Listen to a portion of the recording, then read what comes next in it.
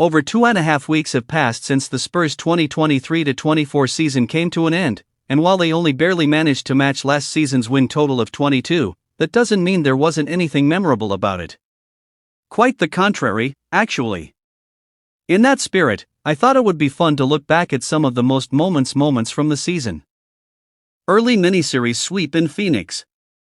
Similar to last season's 5-2 start, the Spurs gave us a bit of false hope early with a 3-2 start, before the dreaded 18-game losing streak, which was capped off by consecutive wins at the home of a Phoenix Suns team that had championship aspirations behind a new big three of Devin Booker, Kevin Durant, and Bradley Beal. The alien versus the Greek freak. After the early success, it was all downhill for quite a while for the Spurs, but a turning point in the season overall was a tight 111-115 loss to the Milwaukee Bucks in January. While it wasn't a win, it was the game where Tre Jones finally returned to starting point guard, in different stats.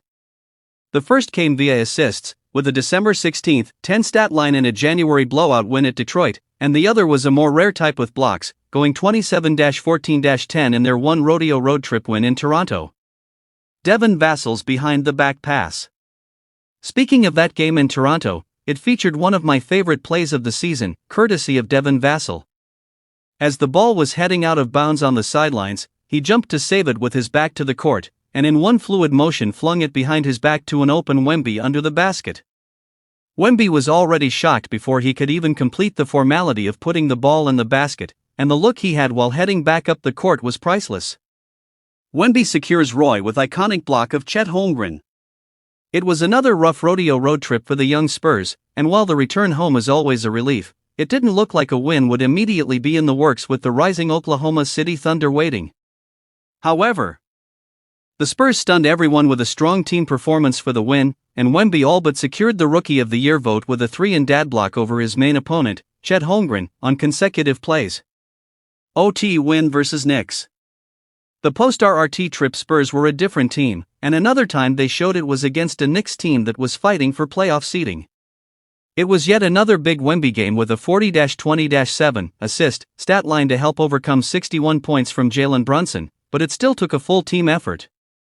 It all came down to a wild fourth quarter with several lead changes and a thrilling OT, capped by Wemby throwing the ball into the stands for his first NBA fine.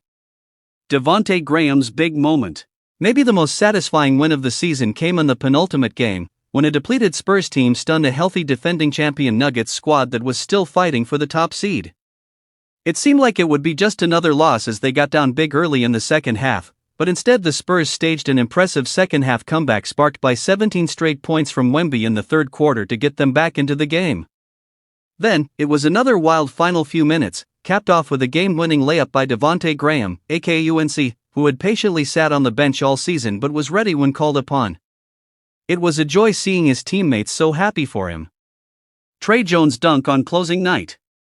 This might just be recency bias, but I couldn't finish without mentioning Jones' dunk in the Spurs' blowout win of the Pistons to close the season. Both teams were playing skeleton crews, but that didn't matter to the Spurs as they ran away with the game, and by the time Jones completed his only dunk